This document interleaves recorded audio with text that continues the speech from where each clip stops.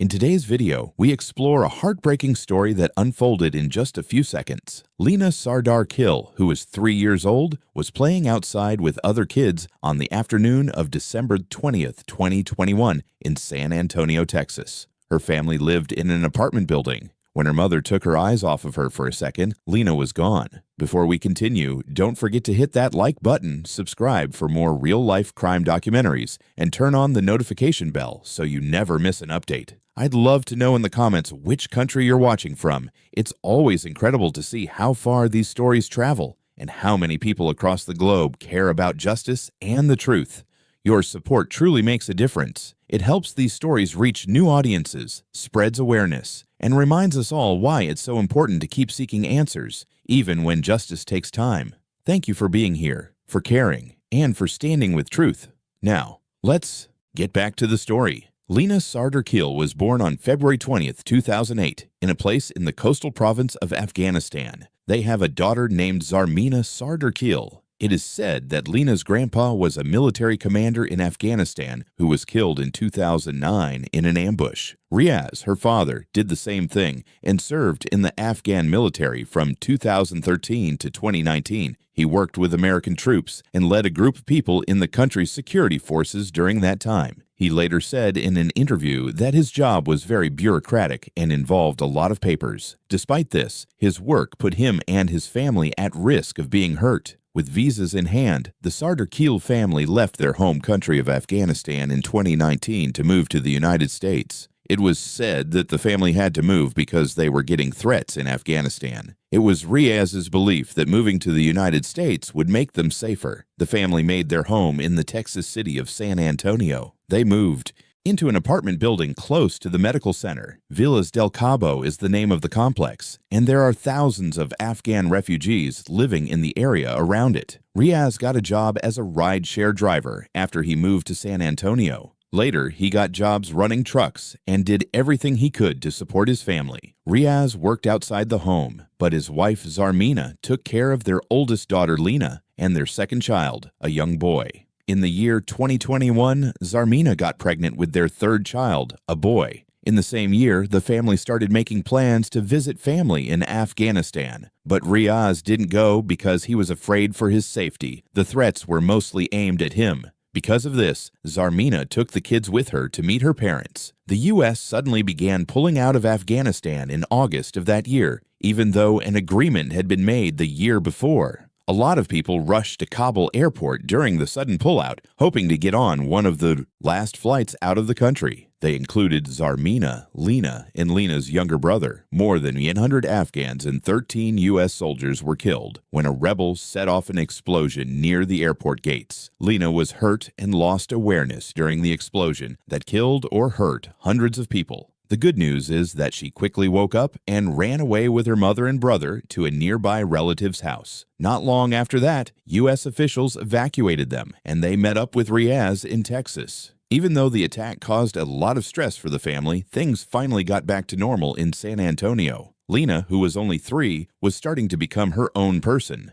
The girl's family said she was happy and playful, and she liked to play, watch YouTube videos, and help take care of her younger brother. She also really liked playing with the other kids in the apartment building. Lena's mother took her to the playground in the backyard of the apartment complex on Monday, December 20th, 2021 in the afternoon. Other families were also there. This was something the family did almost every day. Lena would run and play with the other kids while her mother Zarmeena sat in the center common area with other caregivers, many of whom were Afghan mothers living in the area. After giving birth, Zarmeena tried to keep an eye on Lena and her younger brother. Around 5 o'clock at night, Zarmeena briefly lost sight of Lena. Initial reports said Lena had gone back to the family apartment to get a bottle of water, but later reports said Lena was running with other kids and went around a nearby building where her mother couldn't see her. Lena wasn't with the other kids when they came back from the other side of the building, though. The language difference makes it hard to figure out where this information came from because the family speaks Pashto.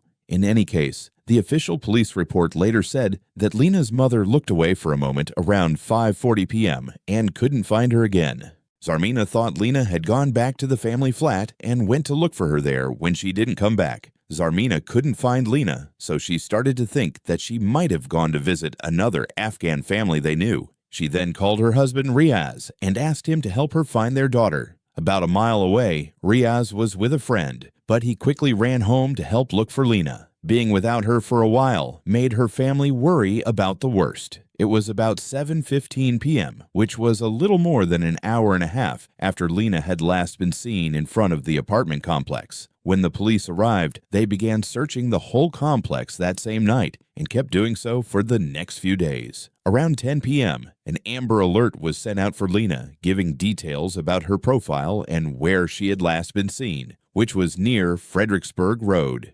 In the Amber Alert, the police said they thought Lena was in grave danger, but couldn't prove that she had been taken. Lena was 3 years old at the time. She was described as being about 4 feet tall, weighing about 55 pounds, and having brown hair that was pulled back into a ponytail. Her last known outfit was a red dress with a black jacket and black shoes. In the days that followed, the San Antonio Police Department led the search for the missing 3-year-old. They used smell-tracking dogs and expanded the investigation outside of the apartment complex. Officers searched every apartment in the complex, including closets, cars, and trash cans for any sign of her. Police were seen writing down the license plate numbers of nearby residents' cars and other cars in the area. They were also seen looking at video footage from businesses and even home doorbell cameras. The case was handled by the police as a missing person investigation. They found several people who might have been involved, but they were unable to find specific proof of a crime. This caused some disagreement among detectives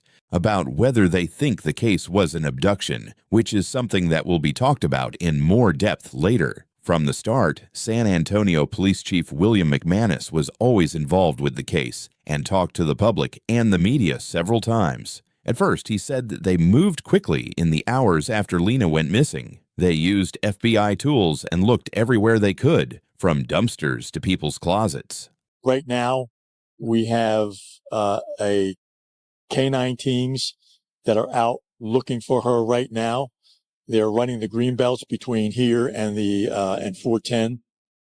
And hopefully, maybe we'll come up with something, but we continue to interview people. We continue to have police officers on scene across the street, but, we really have no new updates as to where Lena might be. Multiple times, every apartment in the complex was checked, and cadaver dogs were also used to search a large area of the complex. On Tuesday, December 21st, 2 days after Lena went missing, police questioned her parents. At the same time, police continued to search the area around the complex and talk to people as they came and went. A lot of people were asked to give police permission to search their homes and cars, and to give an explanation for where they were in the afternoon and evening before. Folks who went to the playground on Monday afternoon were asked to describe anything or anyone they saw near the apartment building that day. A chopper was sent to look over the area from above, and search teams were sent to the wooded area near the complex. Authorities and helpers looked everywhere, but couldn't find the missing child.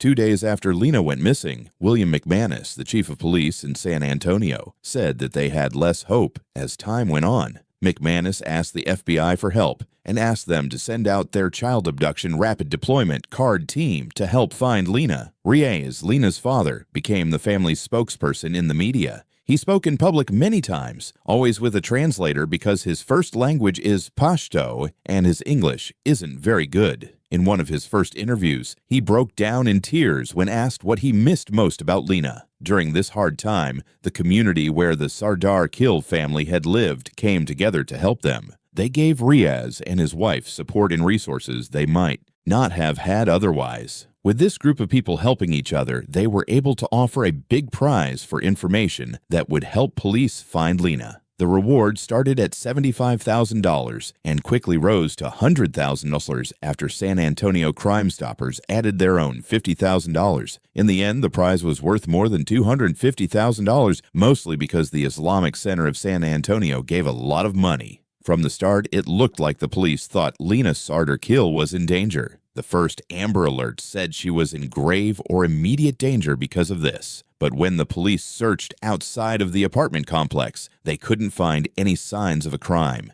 This meant that there was no clear proof that Lena had been taken. It was as if she had just disappeared into thin air. There was an 18-minute gap in the surveillance tape that no one could explain, and investigators could not say for sure that Lena was taken during that time. This seemed to leave open the chance that she could have gone missing in some other way, like getting lost in the woods nearby. Despite this, police were allegedly able to get more help with the case because they didn't officially report Lena's disappearance as a kidnapping. At least, that's what the police said later. The Special Victims Unit and the Missing Persons Unit worked together on the case. Both groups worked together with the FBI. The Missing Persons Unit was in charge of coordinating the whole operation, while the Special Victims Unit did most of the work in the field. That being said, this mixed method didn't seem to work any better than a normal study. In an interview later, Police Chief William McManus admitted that he had said in a meeting that the case was very strange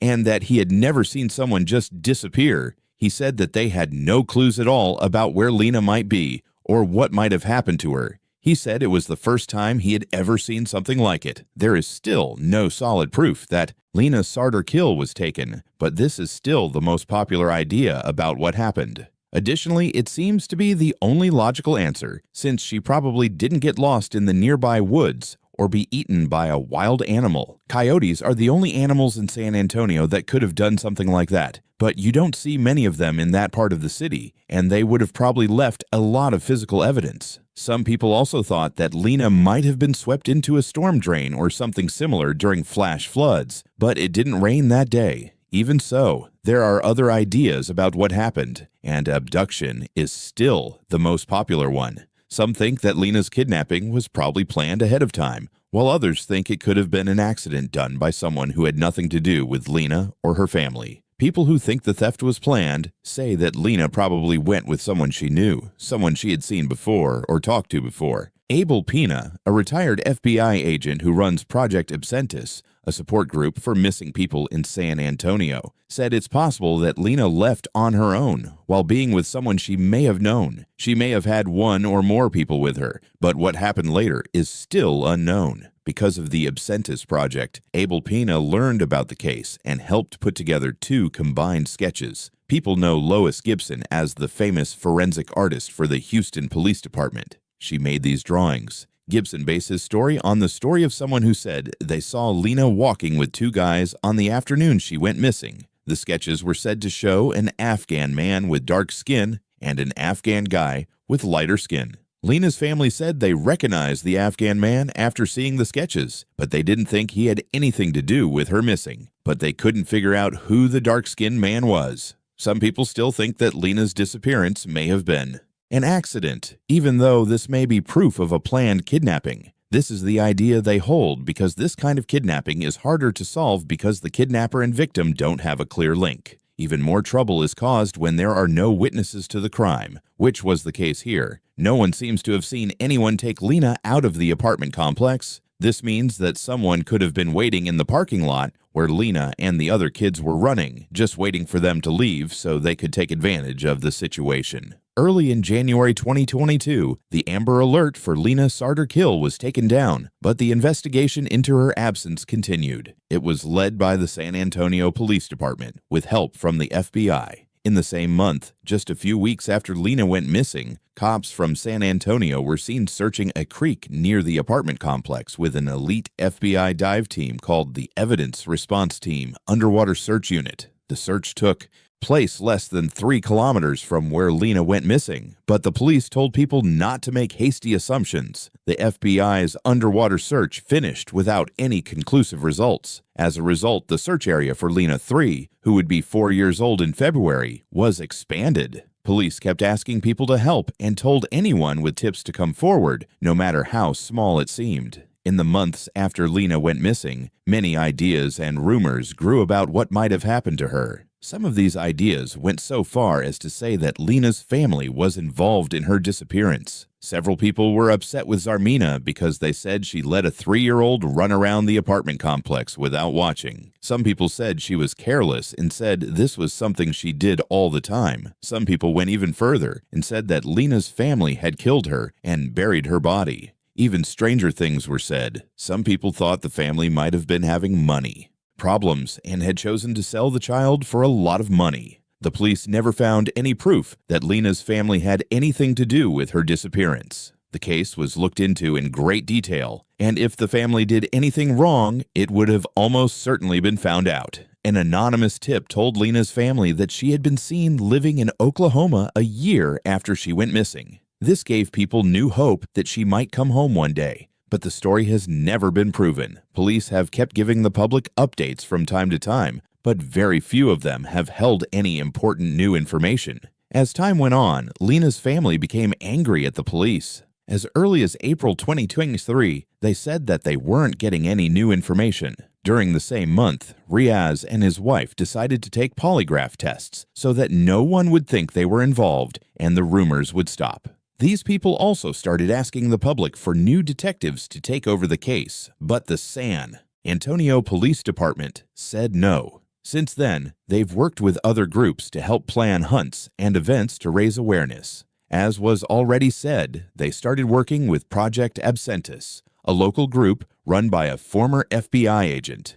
During its investigation, Project Absentis found that someone who lived in the apartment complex where Lena lived with her family had been arrested in September 2022, less than a year after she went missing, for having illegal child-related material with the plan to distribute it. The person's name was not made public by the group because he was not charged in connection with Lena's case. Because of this, he is still one of the best-known stars in the public eye. In December 2023, 2 years after the case started, Lena's family asked the public for information again. They held public events to try to get people to pay attention to the case again. In February 2024, the San Antonio Police Department searched in the northwest part of the city between Auburn Creek and the Helix Apartments, at the point where Wurzbach and Blumel Roads meet. This was about 800 meters from where Lena went missing. People in the area said they saw police officers with a young man in a Bazar County jumpsuit who they didn't know. Later, it came out that this person had been arrested for major crimes against children. Reports say that they lived in the same apartment complex as Lena when she went missing. In the 2 days that followed, police searched the wooded area thoroughly with a backhoe, ground-penetrating radar, and a check of a locked shed. However, it was said that no solid proof was found during the search, and the tip was later deemed not credible by the police. Investigators seemed to think that the prisoner had made up information to try to get more phone time, even though there was hope that this search would finally lead to answers for Lena's family. This was the most current information that was known about the case. To this day, Lena's family still feels terrible about her absence. The National Center for Missing and Exploited Children shared an image in March 2024 that showed how Lena might look when she is 6 years old. Recently, the Sardar Kill family raised the prize to $280,000 for information about where Lena is. Most of the money came from the family and the Afghan community in San Antonio. Lena's Sardar Kills case has still not been solved. Thank you for watching and following along as we uncovered the details of this case. Real-life stories like this remind us that the world can be full of surprises, danger, and hidden truths, and why staying alert and aware is so important. If this video kept you on edge, made you think, or gave you a new perspective, make sure to like the video, subscribe, and turn on notifications so you never miss the next story we dig into. Your support gives this channel the strength to continue bringing these stories to light. I want to hear from you, so leave a comment below, share your thoughts, your reactions, or the next case you think we should explore. Every comment is read and shapes the future of this channel, and if you believe someone else needs to see this story, don't hesitate to share this video. Awareness spreads when stories are shared, and together we can reach more people. Stay vigilant, trust your instincts, and take care of yourself and those around you. Life can change in an instant, and paying attention to the details can make all the difference. Thank you again for watching and being part of this community. Stay safe, stay aware, and I'll see you in the next video.